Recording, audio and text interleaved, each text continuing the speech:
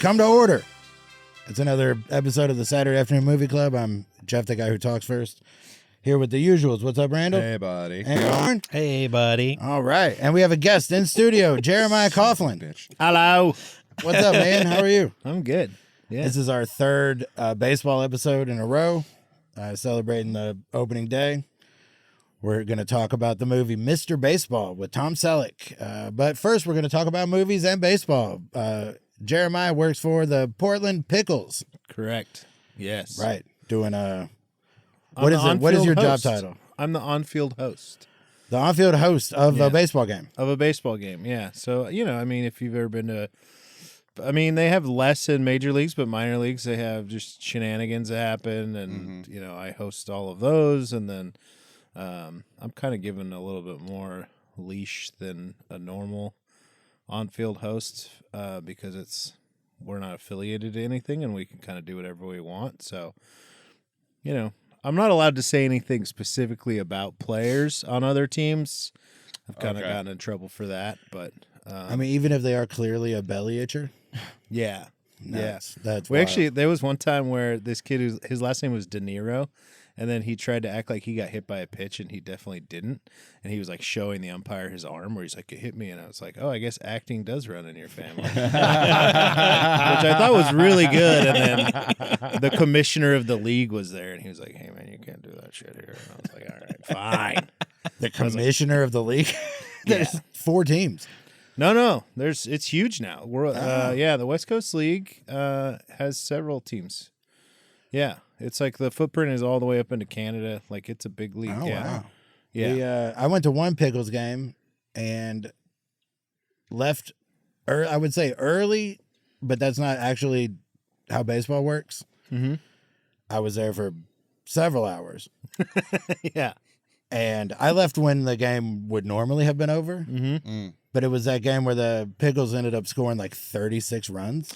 Yeah. So they do. So those are exhibition games. So that's what you're talking about, the 4 teams.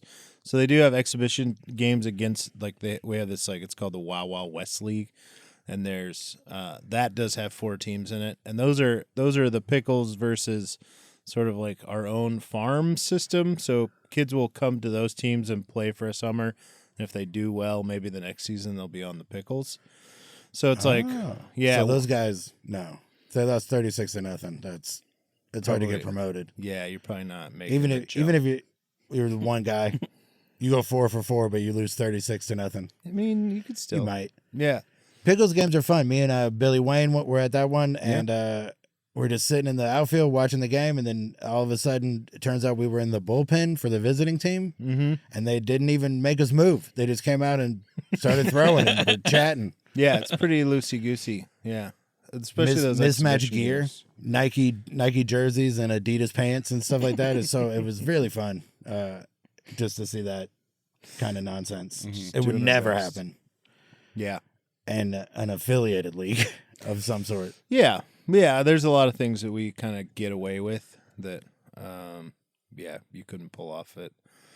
Because especially now, minor league baseball is controlled specifically by Major League Baseball, where it used to be kind of its own entity, and now it's governed by that. So it's so the same guys that own the Pickles own a minor league team in Ohio. Which one? The Lake County Captains. Oh, all right. Just off of Cleveland there. Yeah. And it's Cleveland's single A team.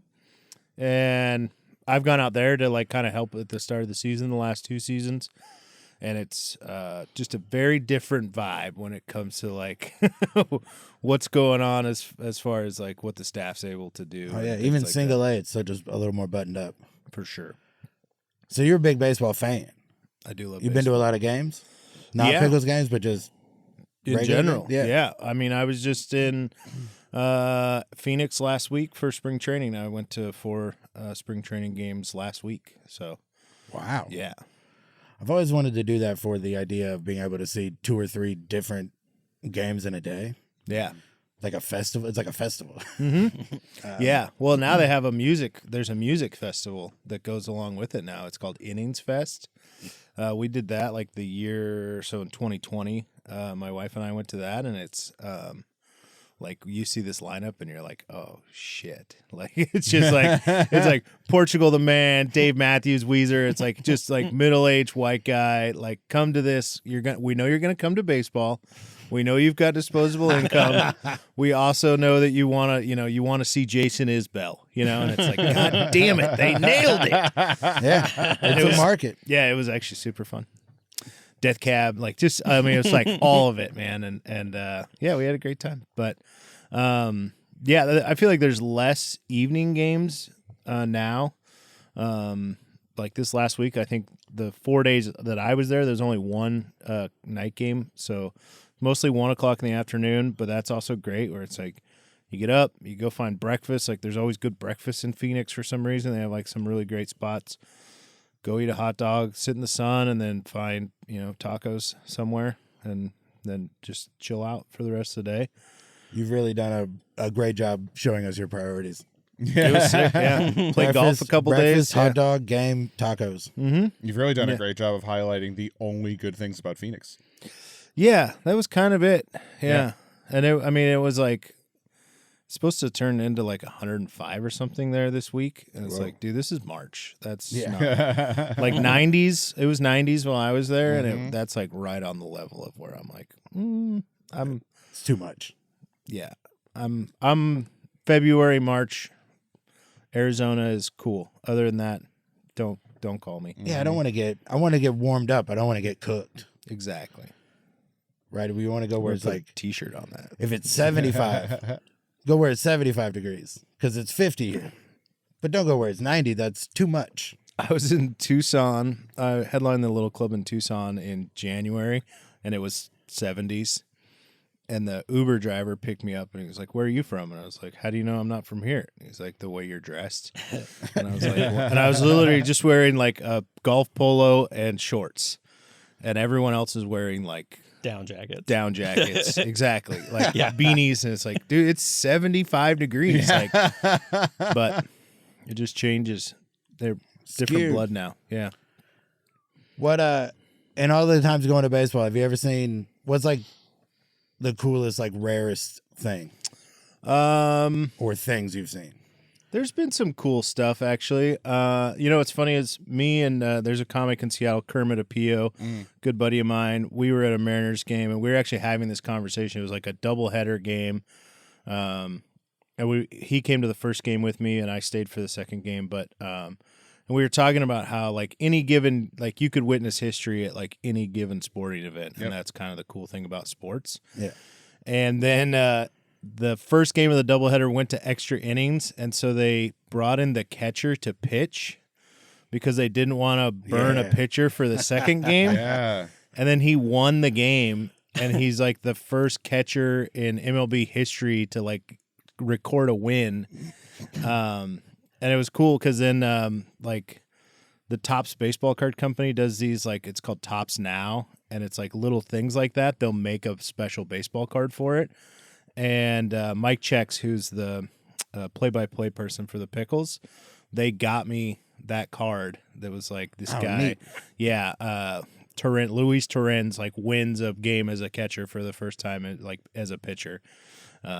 So that was pretty rare. It was like the first time it had ever happened. So that was, and it was just like when it happened, you're like, what are we doing? This is weird. Yeah. Yeah. What's this guy doing? And then it was like just kind of blind luck. Like he wasn't like doing great, but he ended up winning the game. Here's a fun trivia question that kind of fits into that. Yeah. Like, do you know so there's only 2 players in the Hall of Fame who have ever taken the mound for the Marlins. Mm-hmm. Do you know who the second player is? The first most innings pitched by a person in the Hall of Fame as a Marlin is 35 innings. Holy shit. That's not a lot. No. And that guy is Billy Wagner. Okay. Right? He finished out his career. The only other person with an inning, at least one inning pitched as a Marlin that's in the Hall of Fame, do you know who that is?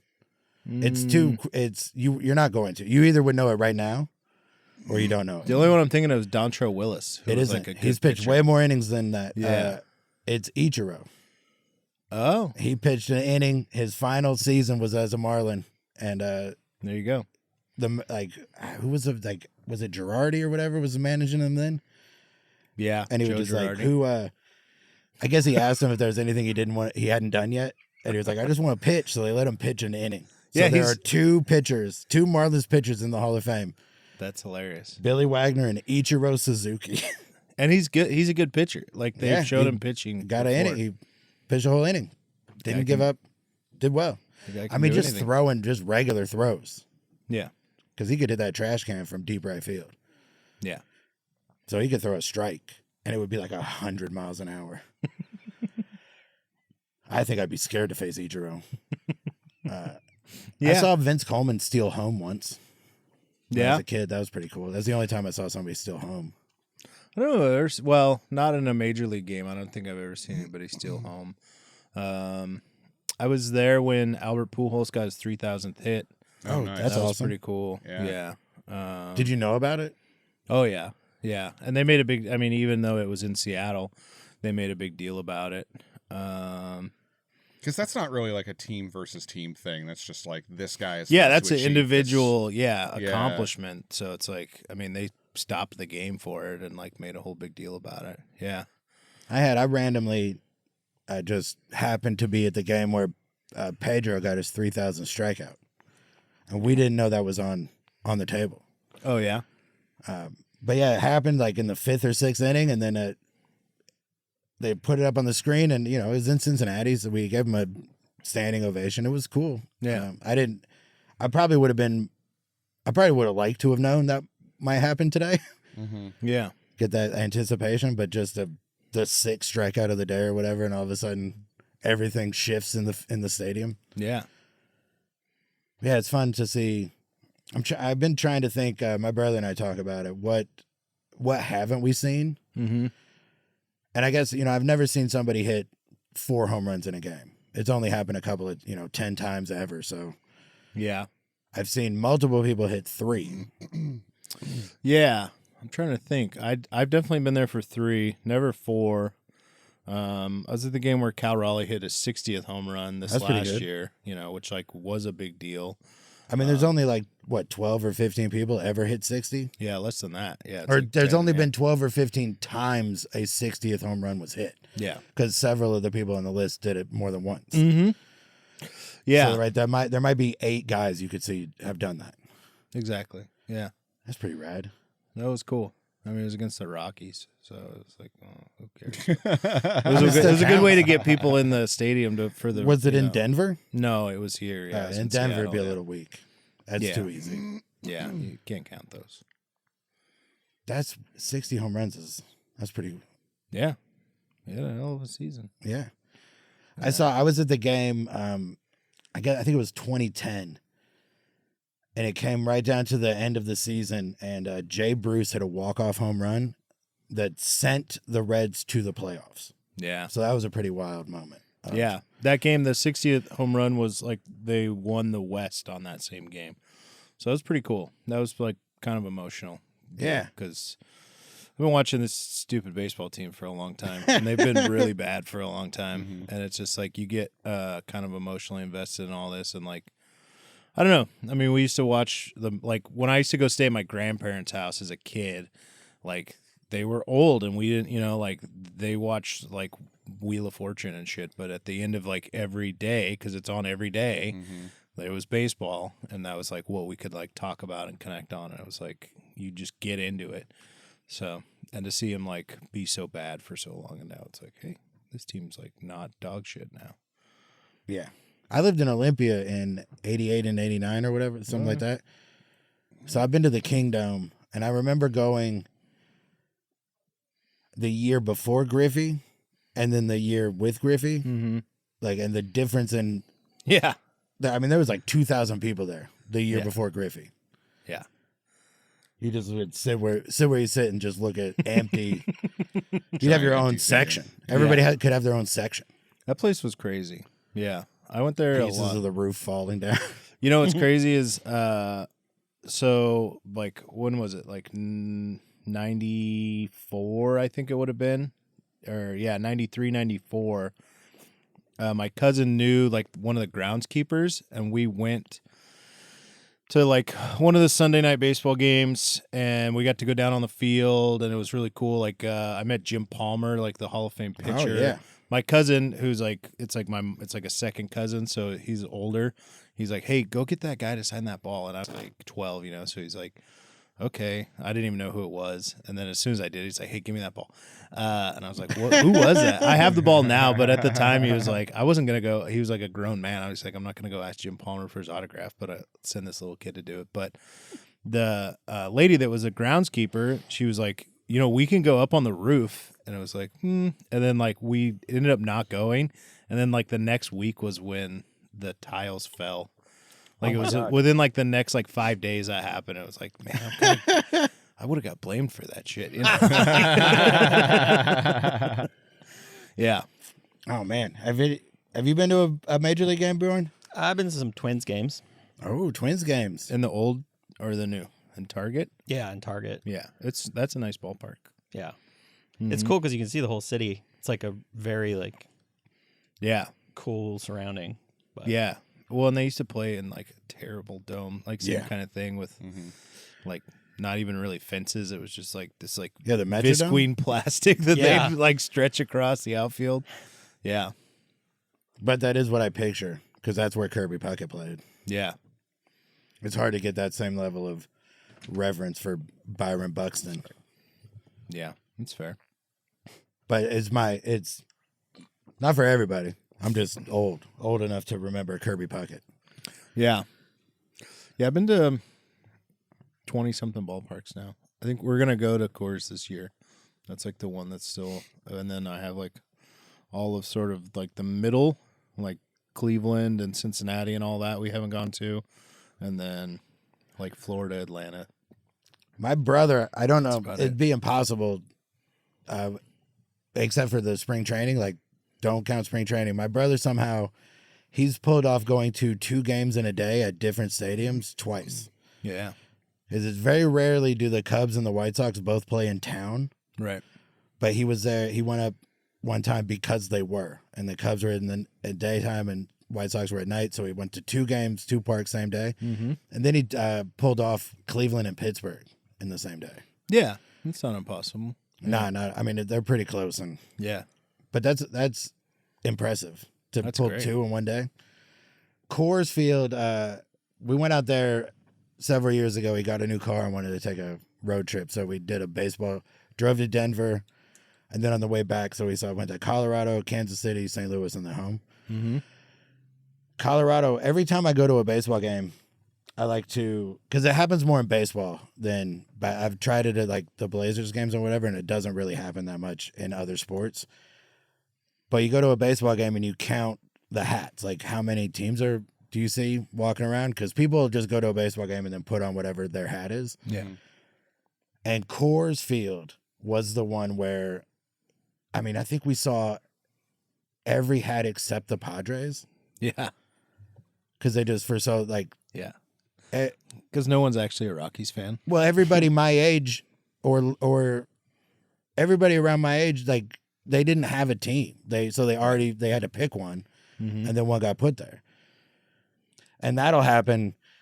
I bet it'll get beat the first time if I ever go to an A's game in Vegas. Oh, yeah.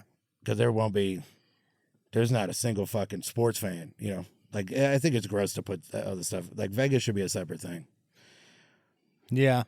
I've been there during football, and it is interesting to see how many people, because it's a great destination.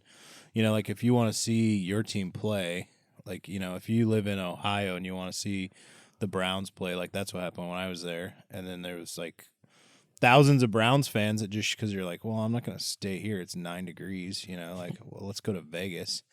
It's a little cheaper, right? Like the trips to Vegas, yeah, the flights and whatever. It's not as prohibitive as if you had to go to Oakland to see him or whatever. Yeah. But I just don't like. Can't things be separate? That's what I feel like. Turning sports like. So now people are going to go to Vegas. Like football is going to have that, but like putting a basketball team there, moving a baseball team there. Like now you're putting these things onto the level of like a show. Right. Do we want to see Cirque du Soleil or the a baseball game. Yeah. Like this, you're not gonna. It's not the right. It's not what you want. Yeah. Also, you can't be all like pearl clutchy about gambling and then with one hand and then do this with the other. That seems dumb. What about you, Randall? You been to games? Quite a few, yeah. Yeah. You ever see something wild? Like what's the unlikeliest, the rarest thing you've seen in a game? Like that's what the stolen home and the walk off and the 3,000th.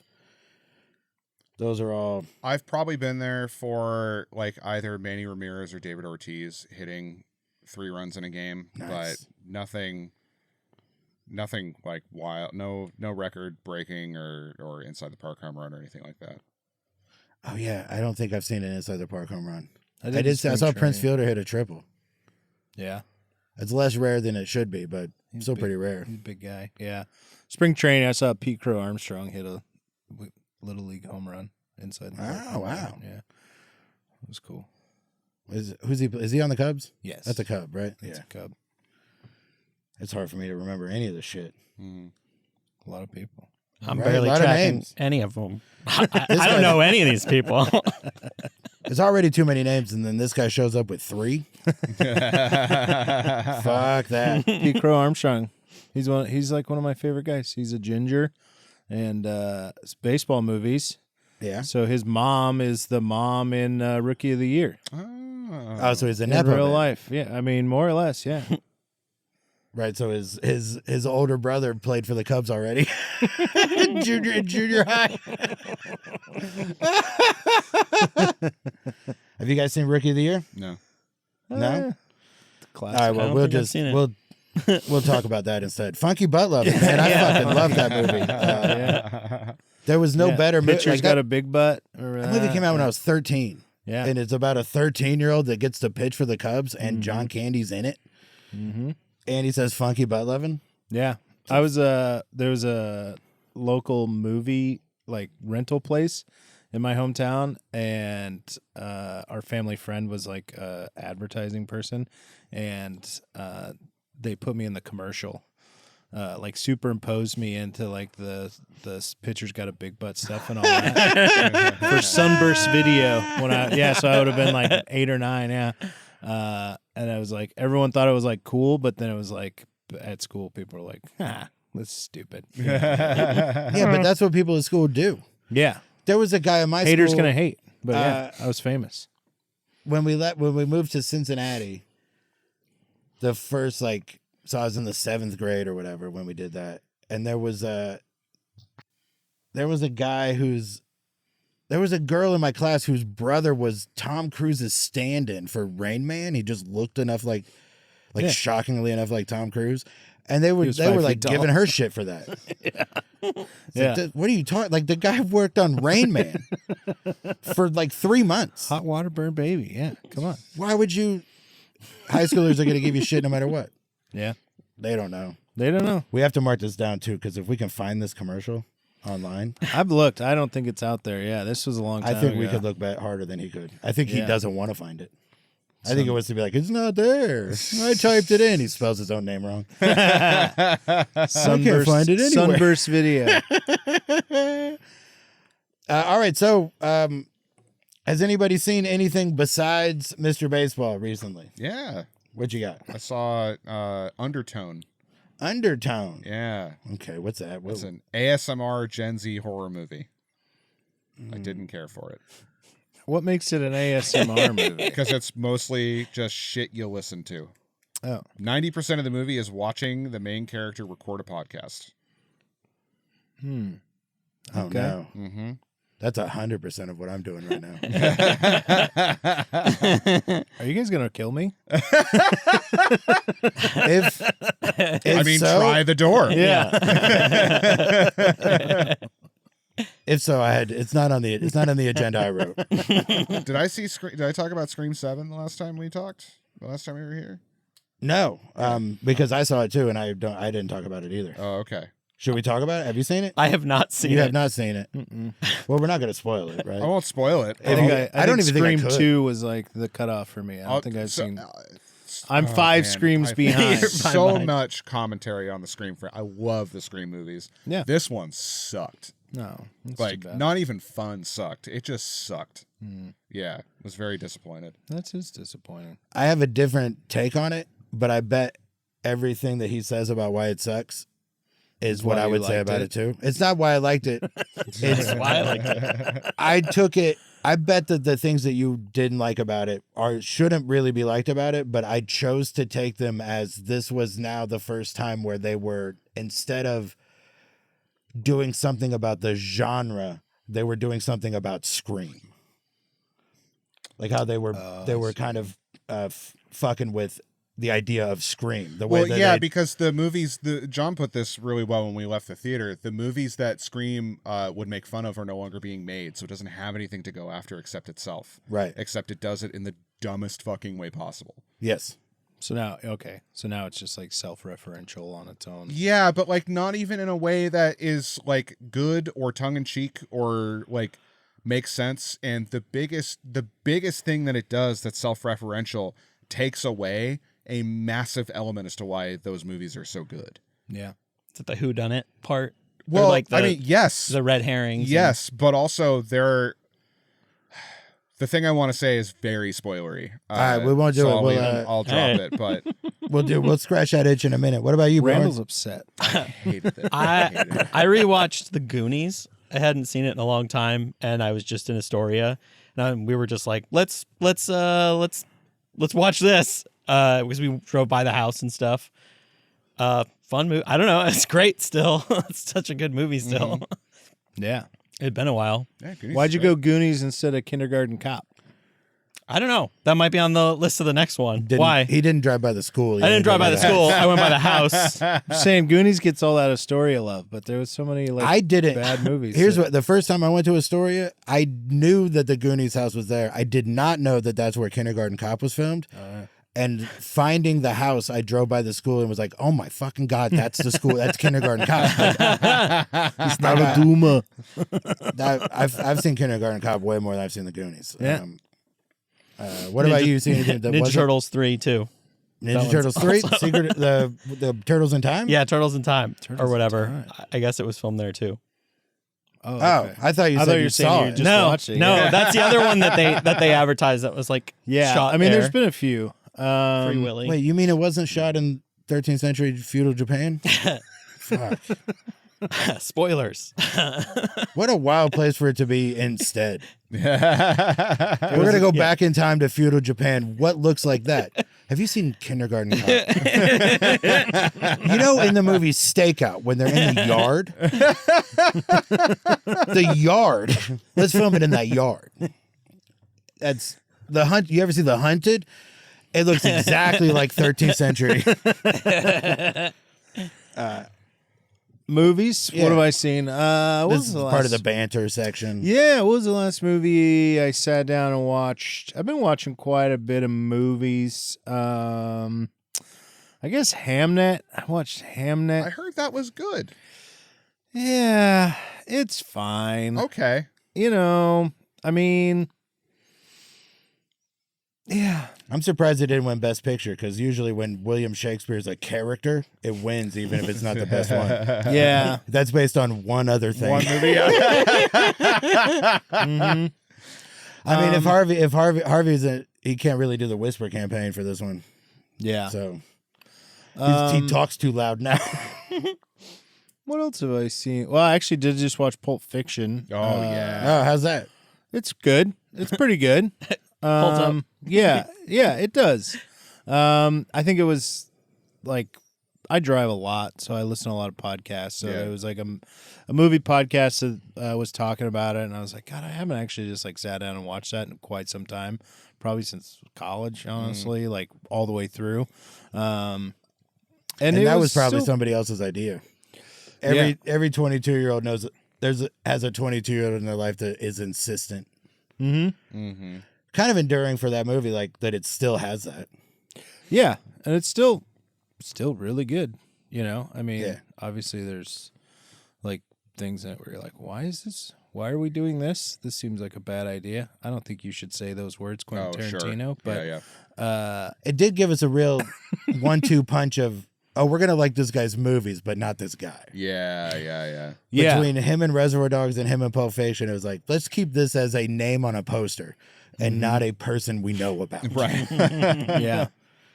He gave us fair warning. And it's Yeah. been 30 years, and the more we know about him, the more we realize I'm right about he should just be a name on a poster. Yeah. We shouldn't even know what he looks like, except that he's in the movie. But he also shouldn't be in the movie. Yeah.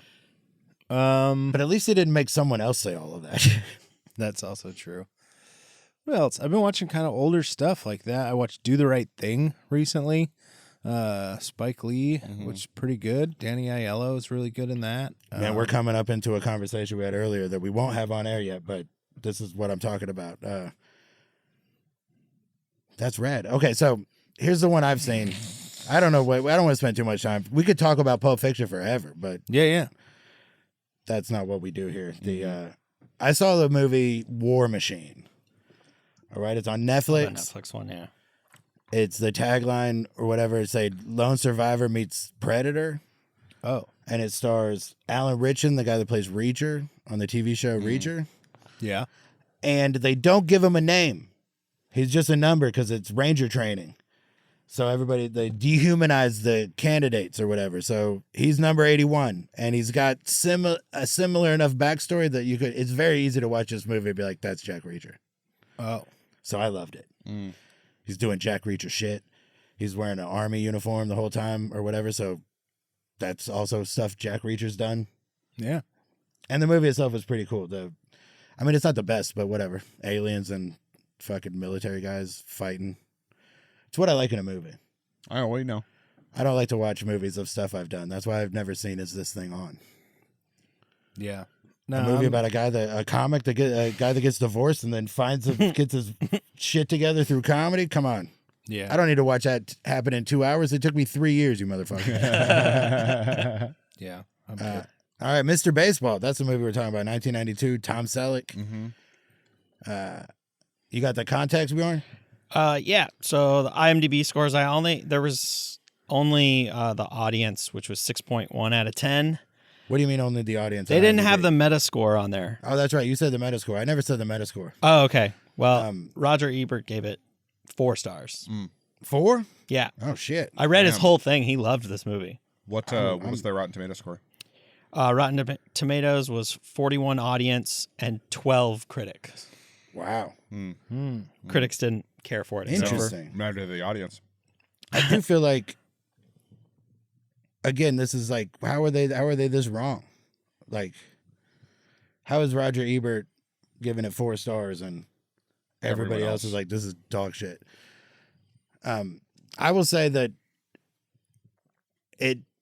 when did it come out? What's that? Let's see. October 2nd, 92. Wow. So opening to. So they had high hopes for it. Yeah. I was going to say, it almost seems like they were going for Oscar bait with it a little bit. Or possibly just straight up. Part of the thing I think that's wrong with this movie is I think they thought they made a kids movie. And that would explain, because there's no way that they thought this was Oscar. So it would have to be cross programming. Like, all the Oscar. Let's see the top 10 and see what else. It came out the same day as Mighty Ducks. Okay. Which so number 1 was Last of the Mohicans. It had been out for a week. Wow. Mighty Ducks, same day for number 2. Number 3, Mr. Baseball. Number 4, Hero. Also came out that same day. Number 5, Sneakers. Hero, the Jet Li movie? No. I say that came out way later. Yeah. I forget what I did. Look, We it don't up, need to but know it. Whatever. Then Sneakers, number 5. Mr. Saturday Night, number 6. Captain Ron. Double Mister. Mister. Yeah. And then number 8, Glenn Ross. Which I looked up and I was like, oh, I haven't seen it. And I recognized a bunch of lines, and then It's a very famous movie. He put it in context for me. I was like, oh, okay, that's why I recognize all those lines. That's Coffees for Closers, right? Yeah. That's right. First place, Cadillac. Second place, Steak Knives. Third place, you're fired. You're out. Yep. ABC. Always be closing. Always be closing. Number 9, Singles, and the Seattle dating Yeah. movie. The grunge movie. Yeah. And then number 10, School Ties. Oh, Wow. Brendan Fraser. Yeah. I just wrote the What an top interesting 10. week. Yeah. I've seen every one of those movies except the one none of us had heard of, Hero. Hero. Yeah. Look that up. I'm I do curious. find it. So Glengarry Glen Ross and Mr. Baseball are more similar than it would appear, because they're both about people stuck for a long time, don't really know what they're doing outside of their job, and trying to figure out what they are as older men. Yeah. But Mr. Baseball was pitched as a kids movie, so one. It's got the music. It's got like that jaunty Fletch Lives type music, like a Zydeco, but with no soul. Yeah, I felt like there was a couple times in the score itself where they would just put in like the da da da da da, Yeah, like where yeah, it was just yeah. like kind of like put into these things, and then like sometimes it was like, oh, like we want to make sure people know we're in Japan, so we're Right. gonna like play this music, and it's like, Right, you play that, but have a gong at the end or some yeah, nonsense like that. the score was interesting, yeah. No, like there wasn't any like top 40 music in it I could think of. It was like, all like scored. yeah, Yeah. no needle drops. I feel like if Kevin Costner's in this movie, then it is more of a where does this guy go from here kind of movie, which I think is what they were. I don't even know I can't even tell if that's what they meant for it to be, but that's kind of what it became, because they didn't turn the movie into that. Like, it was like whatever movie they were trying to make was on top, but this was like right under the surface. Yeah, it's an interesting. There was quite a few things in this movie where it felt like the finished product versus what the intent might have been didn't really seem to jive. Where it was like there's like maybe a few scenes got cut or something like that where you're like, oh, this doesn't, like, I'm having to like jump to conclusions on a lot of things where it's like, Yeah. okay, I think this made more sense like to whoever edited this movie than what you actually get as a finished product. But yeah, I mean, I don't know, it's a classic fish out of water kind of tale, you Yeah. know, and it's like, I don't know, the baseball part of it is, It's decent. yeah, you know, I mean, it's like there is kind of like everybody's bitch about sports movies. It's like so unrealistic what they like put in as far as like actual sports action, and I felt like this one is actually not that bad. No, it's really. I mean, the most unrealistic thing I saw was fucking everybody lighting their feet on fire. Yeah, the hot foot thing I is was like, that's not a team building exercise. That's assault. yeah. Well, and I thought about the practicality of it too, where it's like you got to go get new cleats now. Like they do it, they do it to him before the game. Yeah. And you're like, dude, you can't just go out there with like one shoelace now after they burned your shoelaces off. That was back when a lot of team building exercises were basically assault. Oh, and I get that. Hazing. But Hazing, that's yeah. just like an incredibly impractical thing during or right before a game. Oh, I mean, you're correct, but they also it is realistic. Yeah, sure. They're- It's they realistic would in a do it. hazing sense. Yeah. For sure. They talk, like Jim Bowden talks about it in the book, Yeah. like his book, like All four. that is like the hot foot is like, it's called a hot foot. It has a name. That's how classic of prank that assault That's is. real? Yeah. It's Yeah. real. It's real, man. It's dumb. You're not wrong. Everything you said was correct, but it is I didn't think that was realistic. real, but okay. It's dumb. Mm-hmm. It's because the athletes aren't very what's the word? Smart. Smart, cool. Creative. They're just good at baseball. They have a lot of foresight. Yeah. It's very in the moment crowd. Yeah. It happened a lot more when they would smoke. Yeah. Like now that nobody smokes, then you can't, Why would you have a lighter? because people are smoking in the locker room. Even in Japan, like they take your shoes off, be respectful. People still there's still guys smoking at their lockers. Yeah. So there were I liked. lighters and matches around. Yeah, I did like to see that. Yeah, Because that's nice. that was a real thing. Mhm. Yeah. Right, we were old enough to remember Jim Leland. Mm-hmm. Yeah. Ripping heaters in the dugout. Lou Piniella used to do that. He used to smoke cigarettes in the dugout a lot. Yeah, it's probably why he and Marge Shaw got along until they didn't. Makes sense. Yeah. I like to think that they shot that opening game first, like 5 months before the rest of production, and then someone got in the DP's ear and was like, "Hey, that's not what baseball games look like. The audiences aren't dark. Neither is the field." Oh, that was a dream. It's a that was dream sequence. Is that a dream sequence? Yeah, it's a dream Yeah. sequence. Well, either way. I know. Well, and that Strike 4. like the opening, because it's supposed to be Yankee Stadium, and if you look at, there's like a aerial shot, and there's nobody in the Nobody in the stands. stands, and you're like, okay. And I was in the same boat where I was like, what? I don't really remember this part. What's going on? And then like once you realize that like you get strike 4, strike 5, all this stuff, and then it's like then you're like, oh, he's in a dream. And then So I don't remember strike 4 being called. But and then he Okay. gets all the way up to 6 before he wakes up next to the college girl. Right, Very in the problematic. sorority. Yeah. And you're like, oh. Yeah, it's weird. Ooh. I don't care for that. Mm. But at least it was college. Yeah. If we have to do anything, it's not. The hero of Old School fucks a high schooler at the beginning of that movie, and that came out a lot later. Yeah. I like how I had to watch that again. Like, I had to rewind it to be like, why is it? Oh, okay, dream. Yeah. He's in a dream. But then they just get him to Japan immediately. Did you It's notice like who he lost the spot to? Who the guy was? Yeah, because this is the first time I've noticed it, and No. it was Frank Thomas. Oh, that was makes the guy sense. that played the rookie. Yeah, Davis. Yeah. But they never really show him. They just show him in the batting cage and like he doesn't do any talking. In that sequence, though, I did love that Art LaFleur.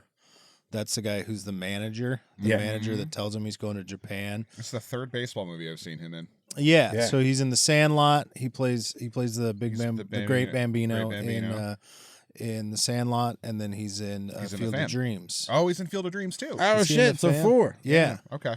Yeah, he's like one of the old White Sox guys in Field of Dreams. Okay. Because he does so fit that like quintessential where he's just like kind of he looks like a Lego man. He's got a square head and he's like a big burly guy and he's just kind of got a classic like old timey baseball kind of look to him. Absolutely he does.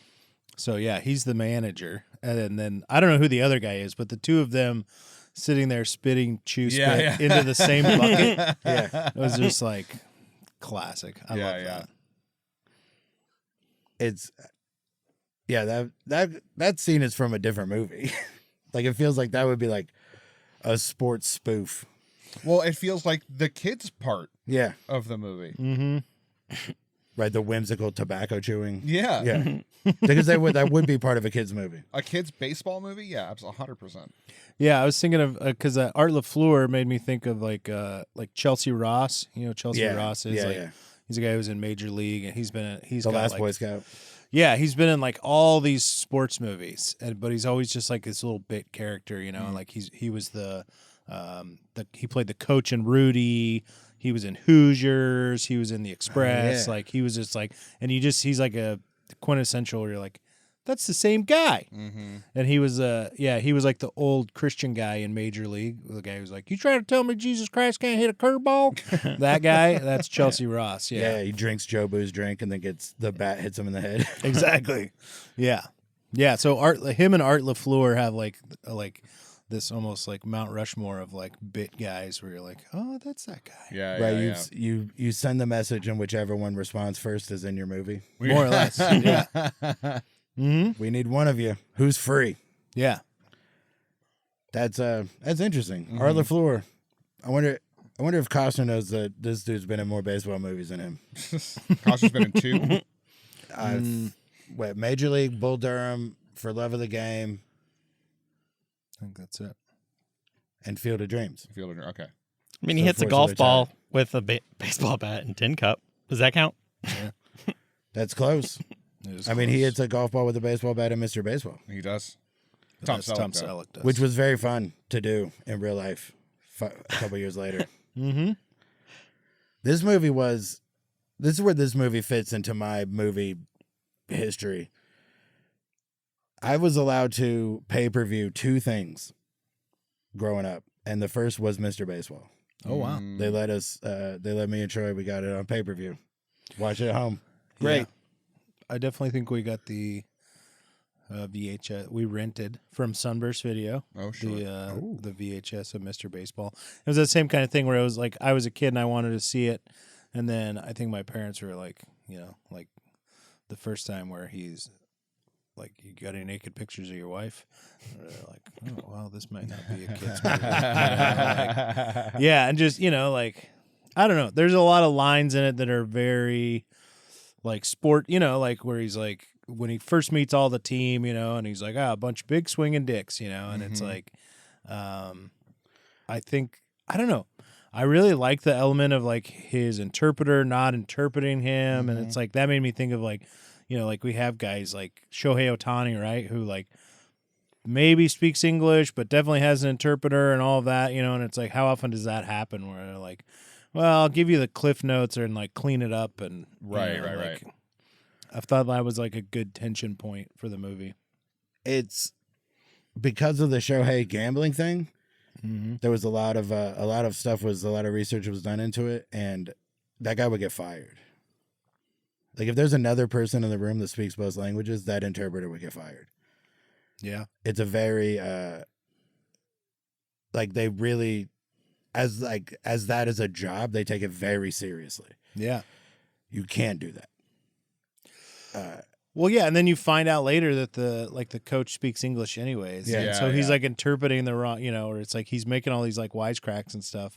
And he's like, "Oh yeah," he says, "Thank you." He says this, he says that, when really he's like, "Yeah, go fuck yourself," basically. Right, but Tom Selleck wouldn't know that he wouldn't know that. Like the guy, the fact that there's maybe this is one of the scenes that got cut is there should be a scene where we find out that Tom Selleck should find out that guy's not interpreting him. Well, he does, like in the newspaper. Yeah. So the American guy reads the newspaper to him. Like when he goes and he meets all the American guys at the bar, and he reads the newspaper to him, and he's like, "I never said any of that shit." Right. That's kind of where that. It was yeah, but that's the thing. Like I didn't catch that would have meant. I just thought that was general sort of the fucking newspaper. Like that happens all the time too. Like. Well, that's what drives him. He goes to confront him, and that's when he says the line, I make words with my face, and your job is to... Yeah, or because everything about the game there is about saving face. And he's like, "You would have lost face." And he said, "You let me worry about my face. You just interpret what comes out of it." Yeah. There was a shockingly low number of actual baseball players in this movie. I feel like... Because the Fan had one. Right. John Kruk is in the Fan and is the only actual professional baseball player in the Fan. Mm-hmm. All the other movies we talk about that have come up, Rookie of the Year, there are actual baseball players in that movie. There are actual baseball players in the Rookie, the Dennis Quaid thing, the true one. Like, but I don't know if there's, other than Frank Thomas in the batting cage, I don't know that any of the other people were.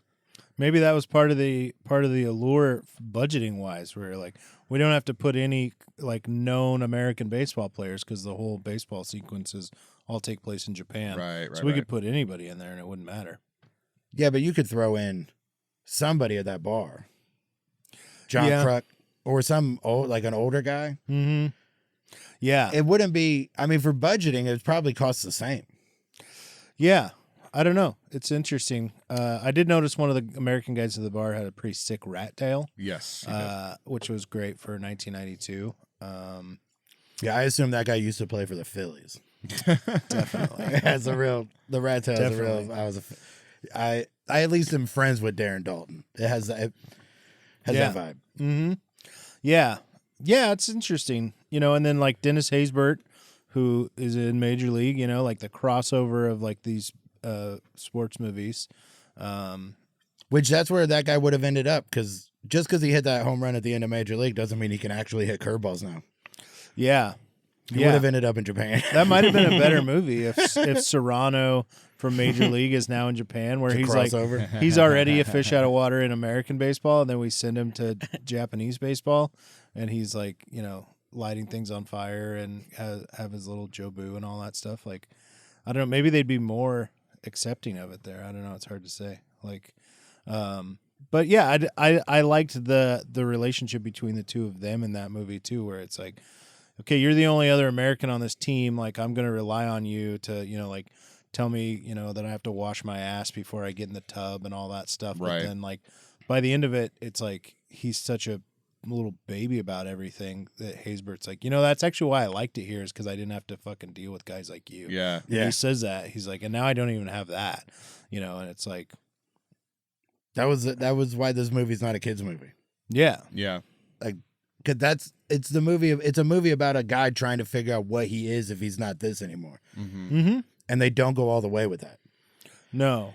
Well, and like the relationship of like Tom Selleck's character being like the biggest baby, and then all of a sudden you're in Japan and you still have this like ego about you, but you're also not really doing good at baseball. Mm-hmm. You're not doing the things that they want you to do. You know, like the scene where he meets the parents and like the thing about you don't pour your own drink. Yeah. And him and the dad both like hold their cup up and she pours her whatever drink into the dad's cup. And like my wife, she goes, "What a fucking baby." Yeah. You know, and it's like, dude, this guy, like, he is a man child, Yeah. you know? And it's like the way that he has to like, and then you feel like towards the end where you're like, okay, he's going to like figure it out and get it back. And then it's like, that doesn't really ever happen either. Well, I think what he ends up, like, what I took from that was he doesn't figure it out. He just becomes a coach and falls under the those who can't do thing, because there is no other path for him. Yeah. There's a little It's a little more bleak, but there's a few. It's another thing. Like, if there's two scenes are missing between when he gives the speech to the team and the very end when he's a coach. Mm-hmm. And I don't know if they ever existed or not, but like the thing where, like, when he becomes a real member of the team, his relationship switches. It's very easy to show that his relationship could switch into slightly mentorish. Yeah. And then that makes the transition to coach make more sense. Like, it becomes a natural transition instead of a fallback plan B. I guess I'll do this. I think that's what they were going for, though, with the final game, because he's like coaxing the team a little bit towards American style team dynamics with doing the hot shoe, which is why they're all spitting. They're all doing the sunflower seeds. Like, it's like an indirect nod at him being a mentor to the team, but not in a way that's like great for the story. Yeah, it's more just like, this is his shitty influence on the team. It doesn't, right? That's part of what it's missing, is because it does feel, because the truth is he injects a little bit. Like, he brings, like, he shows them that it should be fun. Yeah. It's a game. But he learns like another level of discipline and teamwork and humility from them. Right. But they don't do, There's not really they mutual miss a little exchange. bit of that. Like, they just make us assume, they do the overt, be like us, rally hat, chew tobacco, fuck around. That's more overt. But the rest of it is kind of dismissed, like either subtext or just not really addressed, but it still is happening. Yeah, well, the thing that, like, the influence on him, right, where at the end he has a chance to break this record, and instead he bunts to win the game, right? You know, and then that is like seen as like he did something selfless for the team and kind of did things their way. You know, like, it is sort of like showing you that same idea, but then like the next scene where it's like the whole thing was the Dodgers were there scouting him and he was gonna go and blah blah blah, and then the next thing they show is like the Dennis Haysbert character is going to the Dodgers and he isn't. Right. And that's also not discussed. It's not discussed at all. It feels like it should be like that was like they tricked us. Like it was a red herring, but they were talking about Tom Sellick. Well, they were talking to Tom Sellick. Right. Yeah. So if they just show if the scenes are just vague conversations between the Dodgers and the agent, and then it turns out it was Haysbert they were going for, that's a more, as an audience, as a more satisfying reveal. Or even like, or a reveal at all. Or Tom Selleck being like, hey, I don't want to do this. He's a great player. Right. And has been gone for 5 years. Yeah, but there's no Here's your conversation guy. at all. There's nothing. They're just like, there's a scene where the four of them are standing there. It's like the agent, the scout, Haysbert, and Selleck, and they're just like, well, have fun in L.A. Well, I think the Well, what the fuck conversation that we're looking for was the owner being like, I owe you one. It was one throwaway He line. did say that, yeah. He does. When Tom Selleck comes up, he shakes his hand and says, I owe you one. Yeah. It's like, oh, that's supposed to encapsulate all of this exposition, which, granted, good on the writers for not being over expository, but we do need a little bit of exposition to connect these dots. Yeah, there's a difference between underselling and not selling at all. At all, right. Right. And they didn't sell it at all. They were just like, ha ha, fucking tricked you. Yeah. Right. But it was like the Todd Glass bit of where somebody just like insisting that they're, please believe me, that thing, and then you finally like, okay, and then you're like, I fucking got you, idiot. You're like, why? Because I trusted my friend. Like, what a fun joke. Yeah. Yeah. So it's just missing a couple of things to really lift it. Yeah. Yeah. If he pushes him towards Dennis Haysbert, this guy's only 33. I'm 40. I think maybe I'm better at being a teacher, like that kind of thing. Like if they end up on the same, like the real way, like the way it should have, instead of having any of that reveal, what if they cut to, now they're back in the States, he's in the cage, taking batting practice. Cause that's the first thing you see when it comes back, as if he's now on the Tigers. But he steps out, and the guy and then he's like, now do it. You do it like that, and you put him in, and that's Dennis Haysbert. Yeah. Then that tells the whole story they left out. Right. Yeah.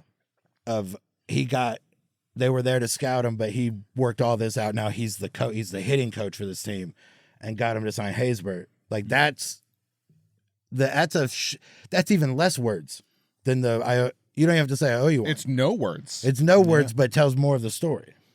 Let me ask you a question, because you've seen, I think, probably more games than anybody in this room. How often have you seen a coach hit balls? Not very often. Like, yeah. Can you even recall that ever happening? So once they did that, I'm like, okay, great misdirect. That's not a thing, though. Not really. No.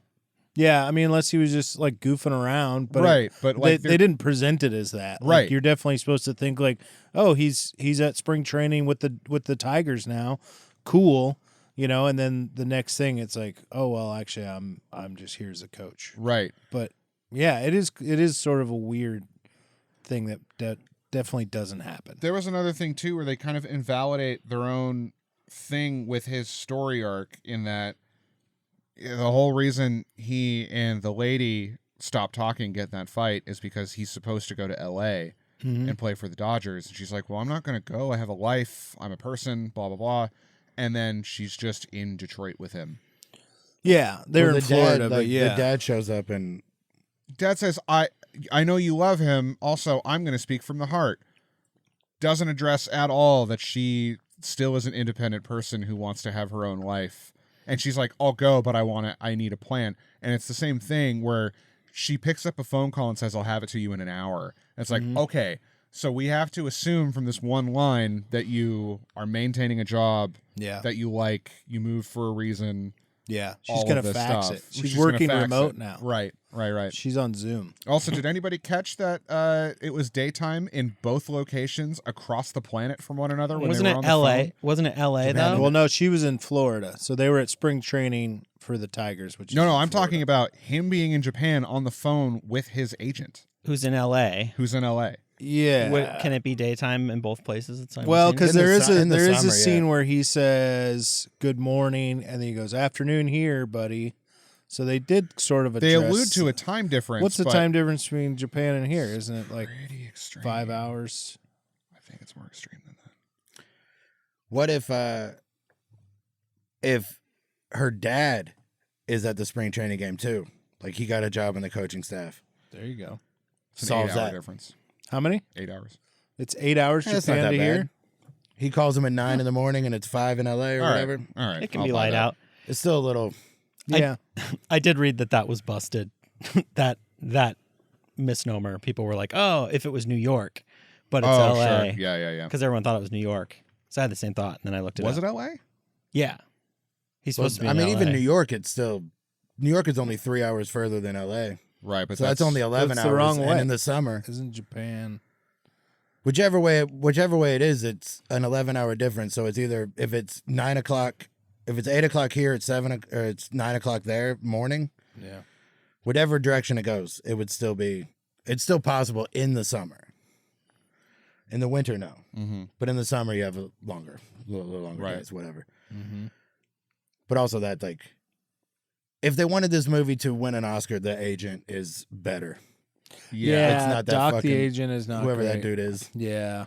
Just a bad haircut and a guy that's like, I've never seen before. Right, and his whole thing was like, why can't it come back? He's like, because Spike Lee's directing a commercial. Fucking what? Yeah. Yeah, what is that even? For Frank Thomas. Maybe he was. I mean, that was right around the Mars Blackman. Mm-hmm. Yeah, I mean that is it He was he was topical. making commercials. Yeah. That joke probably lands hard in 92. Sure. Mhm. That's probably the funniest joke of the movie in 92. Yeah. It's, as far as I can tell, it is the only joke. There's funny parts, but that's the only like straight up joke in the movie. I was trying to think of anything in that movie. I mean, I know that I've seen it before, and so like you're not really like surprised by the lines when they come up. But it's like, you know, I mean, do you have any naked pictures of your wife? Do you want to see some? Mm-hmm. Like that was something that like kids started saying, like, you know, at baseball practice and stuff like that, like to get into somebody's head. The where he asks like where all the rice paddies and temples are, and Yeah, the guy's like, yeah, "You're in yeah. the city," and he says, "It looks like Cleveland, except I can't read the signs." Uh-huh. Like that makes me mad. that's kind of funny. It's funny because Cleveland was a punchline then. Yeah. Strictly. But if anybody in the world thinks any city in Japan looks like Cleveland, Right. like that's wildly insulting. He's wildly insulting the city he's in Japan, like with that punchline. Yeah. And Cleveland also doesn't look bad. Like Cleveland's great now. But trying the to think you of, catch like- one lake on fire. Anything else that he It's hard to live down. that isn't just like a wisecrack or whatever that's like actually like, oh, this was like well written and a funny joke. There's the athletes were baseball players. That's a fun line. Yeah, we're not athletes, we're baseball players is Yeah. pretty funny. The Yeah. physical bit of Tom Selleck and the coach pulling each other down in the mud, I enjoyed. It's Yeah. not writing, but it's a good physical bit. That la- was funny too. I laughed out loud at the noodle slurping. Like he nailed it. That Like, part is pretty funny. he did a good job in the acting part of that, where like He it just slurped the was. shit out of those noodles. He did. It was hilarious to me. Yeah. Yeah, and that's like the fish out of water stuff. It's like, what else could we do? You know, like I just felt like there was more opportunity for like actual funny parts where it's like, hey, you can't do this like, you know, culturally or whatever. But there wasn't really There's like, the teach me how to take a crap line. that's actually pretty was funny pretty too. Yeah. Where he's like, what are you gonna do next? Teach me how to take a crap. And he's like, hey, Can- somebody teach me how to take a crap. Someone, Yeah. I don't know. I just feel like there was definitely more they could have done with that element of it. My only concern with them going further into that element with it is that it was 92. So anything that they would have done to go further with it would have just been like racist. grossly racist. Yeah. They were already pretty close. They were like, this problem- movie was very borderline, but it didn't ever I don't feel like push to that anything. point. Yeah, I don't think anything in it is like. Well, it shifted because all the overtly racist. stuff we're thinking of that is on the line or close or crosses it is all in the first half when he's a bozo, when Right, he's supposed right. to be wrong. Right. Mm-hmm. If your guy is an asshole and he's supposed to be wrong, it's why if you think Cartman is aspirational, you're an idiot. Mhm. Like Sure. he's an idiot in the first, like if he it's why Rush Hour 2 is worse than Rush Hour 1. Like it's like this is actually racist. Like you're being racist. Yeah, and I think the opportunity for that, kind of to Randall's point, right? Like there's a lot of stuff he could have said or done where you would have been like, oh yeah, like maybe even in '92, where you're like, yeah, don't do or say that. But he doesn't really pick on them for anything really culturally. There is one scene where the interpreter is reading the newspaper to him on the train or whatever, and he says, "I'm not in a shrump," which is pretty funny. Yes. But also there was a lot more opportunity for those sort of things that they didn't really take those chances. They didn't go for low hanging fruit. Yeah, exactly. And I appreciate that. Yeah. Like they just didn't do enough of him being in Japan. Yeah. The fish out of water was that he was on a team that was run differently than the team he was on. Most of the fish out of water stuff, he didn't have to be in a different country. Yeah. He could have just gone to another team. Like how they talk about like in the NBA, like there are some teams that clearly just there's nobody in charge, like the Pelicans. Yeah, the culture, yeah. And if you go from the Pelicans to the Miami Heat, that's a culture shock. Like they have their very rigid, specific. Yeah. You could make 92% of the same movie just from with that. Like the fact that it's in Japan should have had more to do with it. There should have been more. I don't know what these signs mean. Like how he gets lost. How does he not get lost? He never gets lost once. Yeah. They never show him going out and exploring anything on his own. Like they should have done more of that. They should have, but at the same time, like him doing that doesn't fit the character. Like his whole thing is he doesn't want to be there. There's no reason for him to explore the culture. He has an interpreter that's assigned to be with him at all times. He is a baby. He's not going to initiate any of this, nor is he going to be curious. He's going to go find the girl that he wants to fuck. He's going to play for money and do that as shittily and low effort as he can until he gets back to the U.S. He doesn't have any reason to get himself into a situation where I don't mean that he's make him curious. I mean like all you need is one scene where him and the interpreter argue about something and he tells him to fuck off and then he just leaves. Like he's like they have the ego and the baby, the entitlement be what puts him into that position. Sure. Well, there is sort of a scene like that when the female lead tells him that he has to be in these commercials and he gets mad and he leaves and then he turns around, he comes back and he goes, "Where do I live?" Yeah. So can you drive me home? Yeah, it's like kind of the same idea, and then it all kind of like they use her in those situations. Like the one time he goes, like they go to the shrine together, and he does all the things that like he would be like what a normal person would do if you were in a different country. Where you're like, oh, I want to go see what this is about. I want to learn about this culture. I want to see things. I want to do this stuff.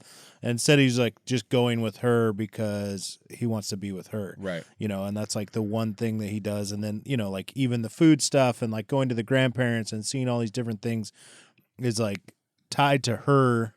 And then like the same kind of like cultural faux pas, like where he like sticks the chopsticks like in his food and everybody freaks out, right. And it's like these little tiny things that he does where they're like, oh, that's bad luck, that's bad etiquette, that's bad whatever, but it's all really kind of tied to like how does he like maintain this relationship with this woman when really like the other side of that is like, do you really think that he could date this woman for like what seems like a decent amount of time in a season and not know that her dad was the manager of the team? Like that reveal where you're like, well, come on, like, give me a break. Somebody would be like, hey, everything you just said is why you could believe it, because as we're talking about this, what's coming together in my head is everything I'm saying would make it a better movie for me, the audience, but everything they did is a more accurate representation of a 40-year-old Major League Baseball player. Yeah. They are not curious. Yeah. They only know about baseball. They only care about baseball. And then, I guess, fucking. So, like, him not knowing that that's her dad is because he's not curious. He doesn't ask her about herself at all. Yeah. So that makes sense. Because he even calls out the interpreter. He's like, you could have told me. And he's like, well, I tried. I told you that she's complicated. There are storms in that direction. Torrents, Like, all right, many whatever, torrents man. around her, yeah. I did appreciate this movie really keeps it centered around baseball. Like obviously there's B plots and whatnot, but it's a very, very game centric movie. I like that a lot. Mm-hmm. So you have him he does the exploration. Like, what if you throw some obstacle in that final game? This is the day where he's like, I'm going to go by myself. Yeah. And then he gets lost, and then the game's about to start, but they can't find him. Like, right? That'd be fun. Sure. Yeah. But at least see, because by that point, the city would be like clearly you would know who he is because he's He's face is 6'5" fucking everywhere too. Yeah. And he is like super famous. I mean, he's Mr. Baseball to these people. I mean, not only is he like he's super famous, but also you could spot him from 3 blocks away. Yeah. He's that taller. guy. Mm-hmm. So what really brings him around, the whole town gets together to get him to the stadium, and then that breaks down. You could do that with that. There's so many, just a couple of things to really just take this from where it's at, which is pretty good, Mm-hmm. Yeah. and then move it way up to like where it's actually a classic baseball movie. Yeah. Yeah. Well, and I think like something that I thought about too was like the subplot of the like love story between the two of them, or like the kind of like the loser back home idea. I don't know if you heard of that. Like these like kind of just like normal Joe dudes like go to different countries and then they're like different and interesting and like can get girls that they wouldn't be able to get, or just date people that they wouldn't date back home because they're just kind of like any normal Because they're not schlubby guy. interesting. Yeah, exactly. But Yeah. but now you put him in this situation. I mean, it's like the same thing. When they show him in the beginning, he's like banging some college girl. Like there's some story where he had like 2 girls in his car, just these random like Yeah. baseball, groupies, I guess.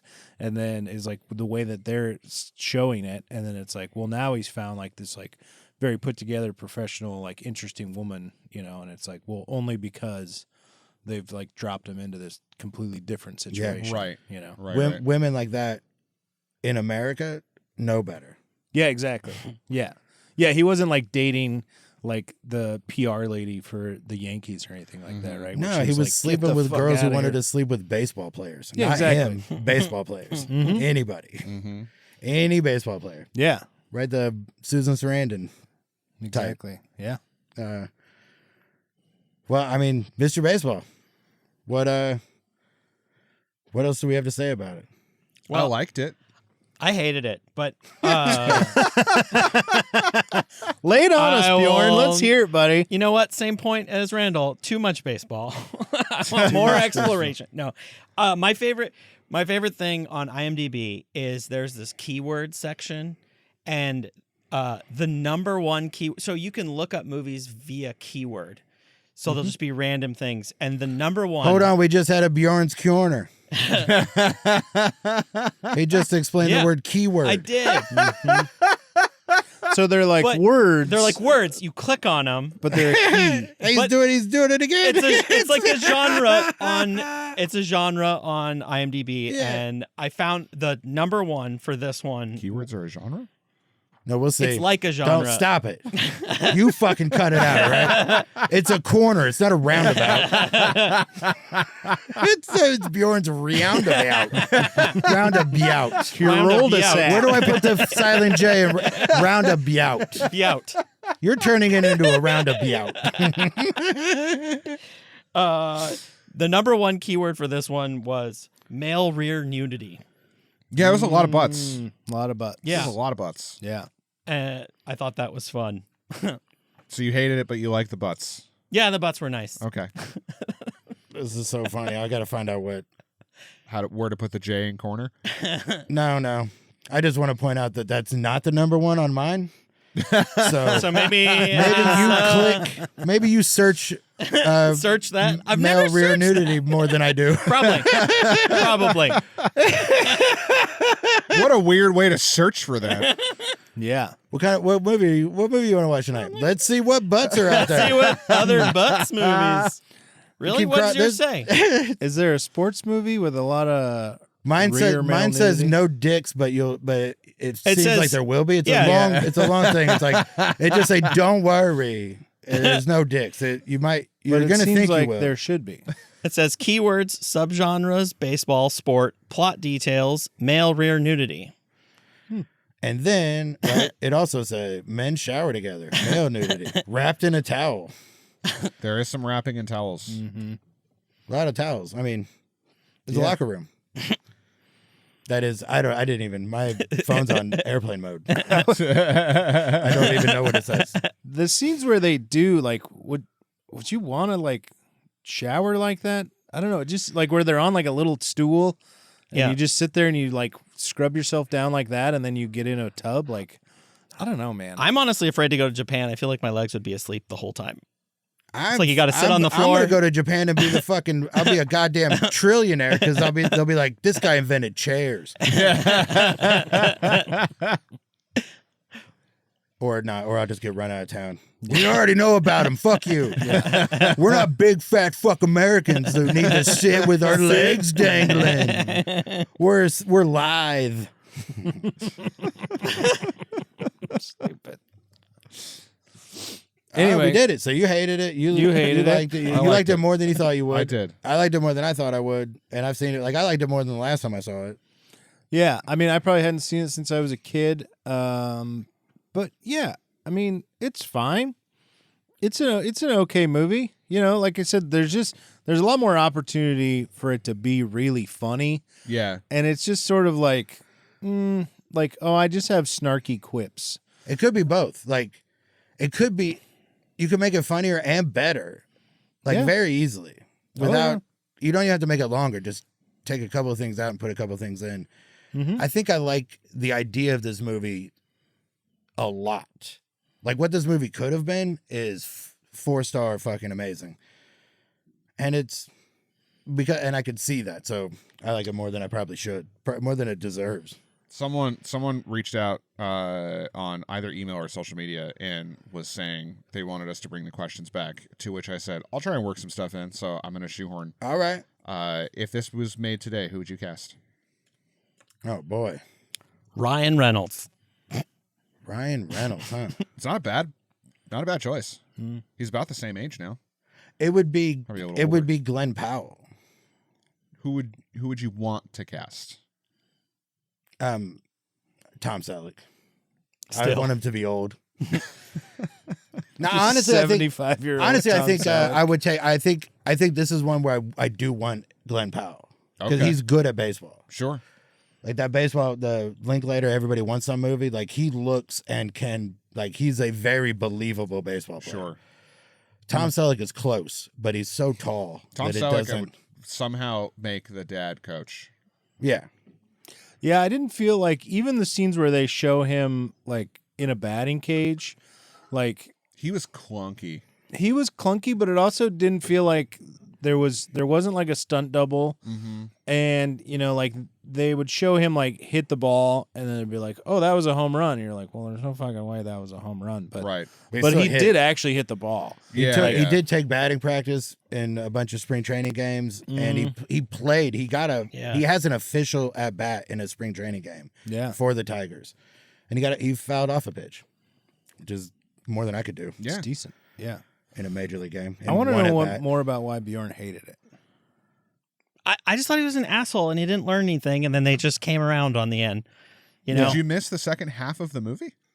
he's still kind of an asshole the whole time. I mean, there was a part where he like started trying, like he showed up and, like was doing the things to learn, like, and then, but I sort of see where you're coming from, where it's like, oh, if you just stay the course and be an asshole the whole time, eventually they'll come around to you. Yeah. Mm. And it's like, I think there was sort of a meet in the middle, but I agree with what you're saying. Like, he didn't really like change who he was. No. Yeah. Okay. And that's why I didn't like it. I don't know. I guess I want change out of a character in my movie.